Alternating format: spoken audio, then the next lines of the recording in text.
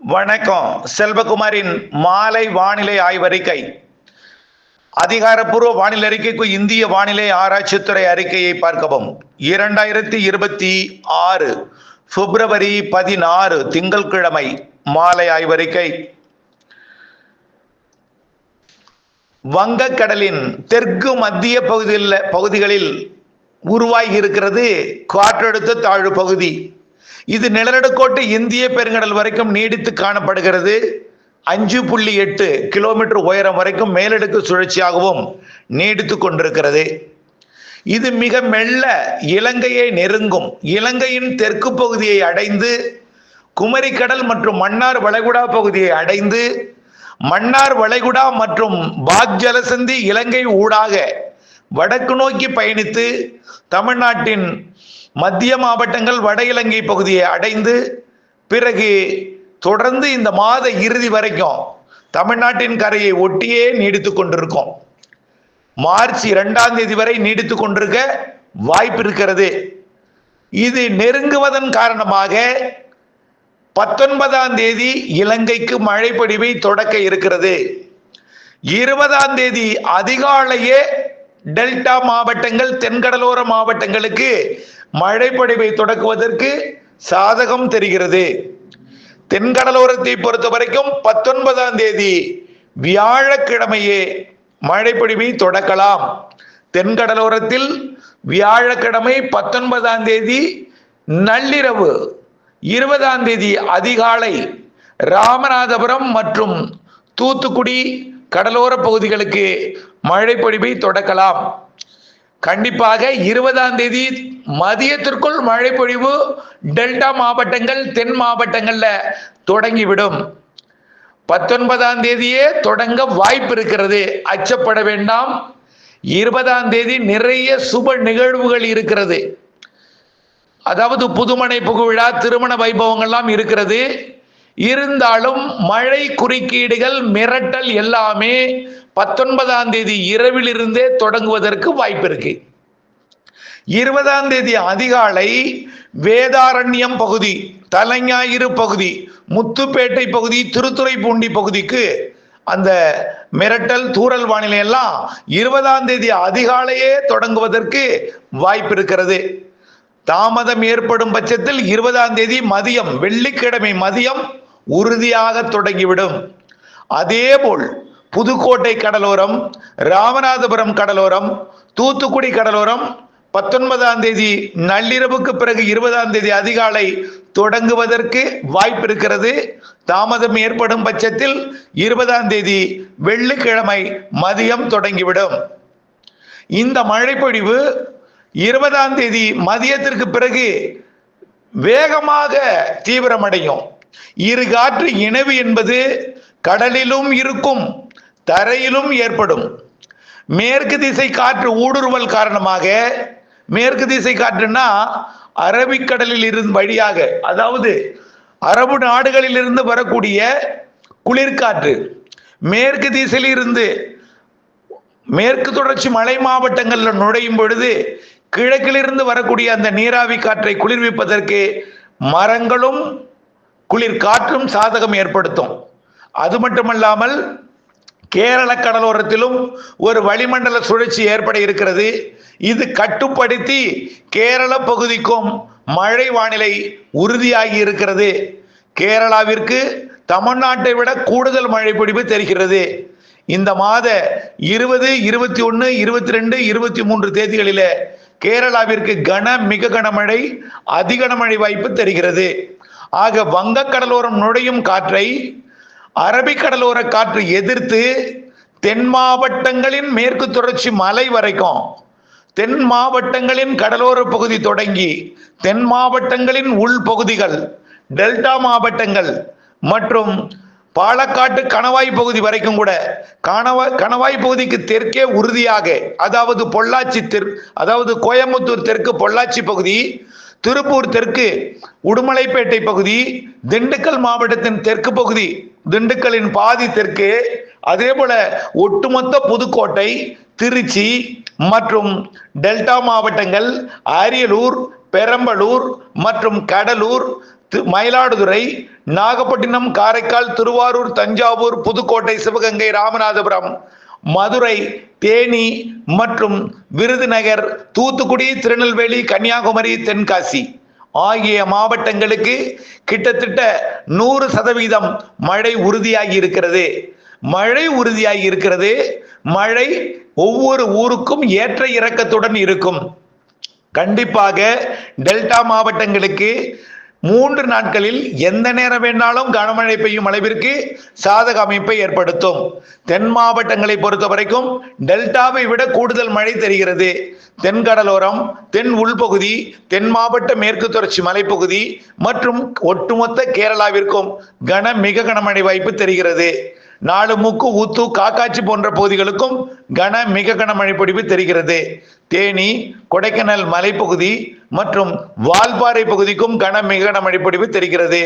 மதுரை மற்றும் ஒட்டுமொத்த தென் மாவட்டங்களின் திண்டுக்கல் உட்பட, திண்டுக்கலோட தெற்கு பகுதிக்கு கூடுதலாக தெரிகிறது. சார் என்னாச்சு சார், திண்டுக்கல் தெற்கு சொல்றீங்க, வடக்கு உண்டா இல்லையா, அரவக்குறிச்சி உண்டா இல்லையா, பழவிடுதி உண்டா இல்லையா கேட்டுட்டே இருக்கீங்க.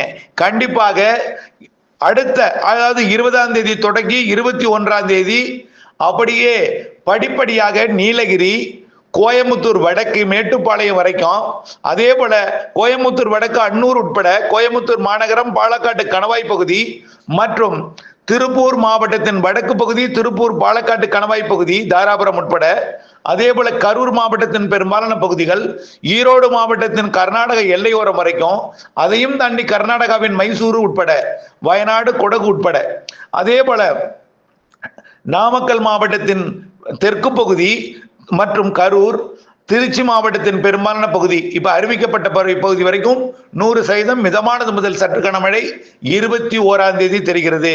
22ஆம் தேதி சேலம், நாமக்கல் மாவட்டத்தின் வடக்கு பகுதி எல்லாமே உண்டு. தொடங்கியது முதல் தென் மாவட்டங்களுக்கு இருந்து கொண்டே இருக்கும். கொஞ்சம் கொஞ்சமா அடுத்த நாள்ல மழை முன்னேற்றம் இருக்கும். நிகழ்வு கொஞ்சம் கொஞ்சமா மன்னார் வளைகுடாவில் நுழைந்து பாக் ஜலசந்தி மற்றும் இலங்கை ஊடாக வடக்கு நோக்கி நகர்ந்து தமிழ்நாட்டின் வடகடலோரம் வரைக்கும் அது முன்னேறி தொடர்ந்து அடுத்தடுத்த நாட்களிலே 23, 24 தேதிகளிலே அது கர்நாடக எல்லையோர மாவட்டம் கிருஷ்ணகிரி, தருமபுரிக்கெல்லாம் 23, 24க்கு தெரியுது. 22 வாய்ப்பு இருக்கு கிருஷ்ணகிரி, தருமபுரிக்கு. ஆனால் கிருஷ்ணகிரி, தருமபுரிக்கு மழையோட அளவு குறிப்பிடுவதில் கொஞ்சம் உறுதிப்படுத்த முடியவில்லை. ஆனால் மழை உண்டு, மிதமான மழை, லேசான மழை உறுதியா தெரியுது. சேலம் வரைக்கும் மழை உறுதி. சேலத்தை விட நாமக்கல் கூடுதல், நாமக்கலை விட கரூர் கூடுதல், கரூரை விட திண்டுக்கல் கூடுதல், திண்டுக்கல் தெற்கே வடக்கை விட தெற்கு கூடுதல், அதுலேயும் கொடைக்கானல் கூடுதல், மதுரை கூடுதல், மதுரையை விட கொடைக்கானலை விட நத்தம், மதுரை இது கொஞ்சம் கூடுதலா இருக்கும். தேனி மாவட்டத்தோட பகுதிகள், தேனி மாவட்டத்தை விட விருதுநகருக்கு கூடுதலாகவும், விருதுநகரை விட தென்காசி, திருநெல்வேலி, தூத்துக்குடி மாவட்டத்திற்கு இன்னும் கூடுதலாகவும் இருக்கும். மதுரை விட ராமநாதபுரம், புதுக்கோட்டையின் மேற்கு பகுதியை விட கிழக்கு பகுதி கூடுதலாக இருக்கும். ராமநாதபுரமும் நல்ல மழை இருக்கும். ராமநாதபுரம் தெற்கு கடலோரம் மற்றும் வடக்கு கடலோரமும் உண்டு. தூத்துக்குடி கடலோரத்திற்கும் ராதாபுரம் பகுதிக்கும், திருநெல்வேலி மாவட்டம் ராதாபுரம் பகுதி, கன்னியாகுமரி மாவட்டத்தின் பல்வேறு பகுதிகளுக்கும் மழை வாய்ப்பு உறுதி செய்யப்படுகிறது. அதே போல கடலூர் மாவட்டத்தோட பரங்கிப்பேட்டைக்கு தெற்கே, அதே போல விருத்தாச்சலம் மற்றும் அதற்கு தெற்கே கிழக்கே, அப்படியே கள்ளக்குறிச்சி மாவட்ட எல்லை வரைக்கும், பெரம்பலூர், அரியலூர், கடலூர் தெற்கு இந்த பகுதிக்கு கிட்டத்தட்ட உறுதிப்படுத்தலாம். 21ஆம் தேதி, 22ஆம் தேதி அடுத்தடுத்த கர்நாடக எல்லையோர மாவட்டங்கள் 21ஆம் தேதியே தெரியுது. நீங்க 21ஆம் தேதி தொடங்கலைன்னா வருத்தப்படுவீங்க. ரொம்ப விரக்தி அடைந்து வானிலையாளர்களை நீங்க மோசமா திட்டுவீங்கிறது எனக்கு தெரியும். ஏனென்றால் நான் நிறைய இடங்கள்ல அனுபவப்பட்டிருக்கிறேன். அதனால ரொம்ப யோசிச்சு சொல்ல வேண்டியிருக்கு. ஒதுக்கிவிட்டால் உங்களிடம் நான் சிக்கிக்கொள்ளாமல் இருப்பதற்காகத்தான் இப்படி ரொம்ப யோசிச்சு அறிவிக்க வேண்டியிருக்கு. கிருஷ்ணகிரி, தருமபுரிக்கும் மழை இருக்கு, யோசித்து பார்க்கணும். இது குளிர்காலம், கோடை தொடங்கக்கூடிய காலம். இந்த காலத்தில் மழை என்பது ஒரு வரப்பிரசாதம். இந்த மழை பொழிவு கொடுக்கிறதே இது வரலாம், ஒதுக்கிவிட்டு கூட போகலாம் என்ற மனநிலையுடன் இருக்கும் பொழுது நிறைய மழை பொழிந்தால் மகிழ்ச்சி கிடைக்கும். பெரும்பாலும் மழையை எதிர்நோக்கி இருப்பவர்கள் அதிகம் இருக்கிறீர்கள் உள் மாவட்டங்கள்ல. அதே நேரத்தில் அறுவடையும் இருக்கு. அறுவடைக்குத்தான் எச்சரிக்கை. மழை எதிர்நோக்கி இருப்பவர்களுக்கு அருகருகே ஏற்ற இறக்கத்துடன் நல்ல மழை இருக்கும். அறுவடை விவசாயிகள் கண்டிப்பாக 19ஆம் தேதிக்குள் உங்களுடைய அறுவடையை முடித்துக் கொள்ள வேண்டும். தென் மாவட்டங்களில் 20ஆம் தேதி 20ஆம் தேதியே மழை வாய்ப்பு இருக்கிற காரணத்தினால 19ஆம் தேதியே அறுவடையை முடித்துக் கொள்ளுங்கள். அனைத்து விவசாய பணிகளையும் 19ஆம் தேதி முடித்துவிட்டு 20, 21, 22, 23 20, 21, 22, 23 ஆகிய 4 நாட்கள் நல்ல மழைப்பொழிவு இருக்கிறது பெரும்பாலான மாவட்டங்கள்ல. ஆந்திர கர்நாடக எல்லையோர மாவட்டங்களுக்கு கொஞ்சம் தாமதம் ஏற்படும். ஆனால் சென்னைக்கும் மழை உண்டு. சென்னையை பொறுத்த வரைக்கும் விழுப்புரம் மற்றும் புதுச்சேரி வரைக்கும் உறுதிப்படுத்த முடிகிறது. அதற்கு வடக்கே செங்கல்பட்டு மற்றும் சென்னை, திருவள்ளூர், காஞ்சிபுரம், ராணிப்பேட்டை, வேலூர், திருப்பத்தூர், திருவண்ணாமலை போன்ற மாவட்டங்களுக்கும் கள்ளக்குறிச்சி மாவட்டத்திற்கும் 22ஆம் தேதி 23ஆம் தேதி தான் மழைப்பொழிவை கொடுக்கும். நிகழ்வு கண்டிப்பாக வடகடலோரம் வந்து ஆந்திர பகுதி, கர்நாடக பகுதி, தெலுங்கானா வரைக்கும் கூட மழைப்பொழிவு கொடுப்பதற்கு சாதகம் இருக்கு. ஆனால் எந்த மாதிரியும் அப்படி காட்டவில்லை. நாம் எதிர்பார்த்த நீண்டகால அறிக்கையில நாம் என்ன சொல்லியிருந்தோம், அனைத்து மாதிரிகளும் மியான்மர் நோக்கி அதாவது ஆரம்பத்தில் மழை உண்டுன்னு சொல்லியிருந்தோம். பிப்ரவரி இறுதி இப்போ 2 நிகழ்வு இருக்கு. 13ஆம் தேதி ஒரு நிகழ்வு, 18ஆம் தேதி ஒரு நிகழ்வு. 2 நிகழ்வும் ஒன்றிணைந்து மாத இறுதி வாரம் தீவிர நிகழ்வாக வரும்னு சொல்லியிருந்தோம். அதுக்கப்புறம் எந்த மாதிரியும் இன்னும் காட்டவில்லைன்னு சொல்லியிருந்தோம். அப்புறம் காட்டுகிறது, ஆனால் மியான்மர் நோக்கி காட்டுகிறதுன்னு சொல்லியிருந்தோம். அதுக்கப்புறம் மியான்மர் நோக்கி போகாது, வங்கக்கடலோட வடக்கு பகுதிக்கும் போகாது, அங்கே காட்டுகிறது என்று சொன்னோம். எங்கும் காட்டாது. ஆக நாம் சொல்வது என்னவென்றால், இப்பொழுது கூட நாம் எதிர்பார்த்த வழித்தடத்தில் வந்து கொண்டிருக்கிறது மாதிரிகள் எல்லாம் கண்டிப்பாக இன்னும் நாம் எதிர்பார்க்கக்கூடிய, இன்னும் உறுதிப்படுத்த முடியாத இந்த சென்னை, திருவள்ளூர், காஞ்சிபுரம் எல்லாம் இன்னும் வானிலை மாதிரிகள் எல்லாம் காட்டப்படாமல் இருக்கக்கூடிய பகுதிக்கும் விரைவிலே எல்லாம் மாறி வரும். தெற்கு ஆந்திரா, தெற்கு கர்நாடகா, தமிழ்நாட்டின் ஆந்திர கர்நாடக எல்லையோர மாவட்டங்களுக்கும் விரைவிலே மாறி வரும். முதல் கட்ட மழைப்பொழிவு தென் மாவட்டங்கள், டெல்டா மாவட்டங்கள், சரியாக சொல்ல போனால் ஈரோடு மற்றும் நீலகிரி, சேலம் மற்றும் கடலூர் இந்த மாவட்டத்திற்கு தெற்கே உறுதியாக தெரிகிறது. தெற்கேயும் தென்கிழக்கேயும் போக போக மழையோட அளவு கூடுதலாக இருக்கும். இதுல அறுவடை விவசாயிகள் கண்டிப்பாக முதிர்ந்த நெல் தானியங்களை, முதிராத நெல் தானியங்களை அவசரப்பட்டு எதுவும் பண்ணிட வேண்டாம். முதிர்ந்த நெல் தானியங்களை, அதாவது மழை இருக்காது என்றோ அல்லது இந்த வானிலையை அறியாமல் இருப்பவர்களுக்கும் அறிவித்து வரக்கூடிய 19ஆம் தேதிக்குள் அறுவடையை முடித்து, முதிர்ந்த நெல் தானியங்களை மட்டும் அறுவடையை முடித்து வைக்கோல் போன்றவற்றை சேகரித்து வரக்கூடிய 20ஆம் தேதி மழைப்பொழிவு தொடங்க இருக்கிறது என்பதை நினைவில் கொண்டு நெல் தானியங்களை விற்பனை செய்யும் இடத்திலையும் வைத்து பாதுகாத்திடவும், அதாவது தானியங்களை மூடி பாதுகாத்திடவும் கேட்டுக்கொள்கிறேன். மழை தொடக்கம் 19ஆம் தேதி இரவே கூட இருக்கலாம். 20ஆம் தேதி அதிகாலை வாய்ப்பு கூடுதல். 20ஆம் தேதி மதியத்திற்குள் மழை தொடங்கிவிடும். 4 நாட்களுக்கு நிறைய மழை தெரிகிறது தமிழ்நாட்டிற்கு என்பதையும் தெரியப்படுத்த விரும்புகிறேன். இணைந்தே இருங்கள் அப்டேட்ஸுடன். நன்றி.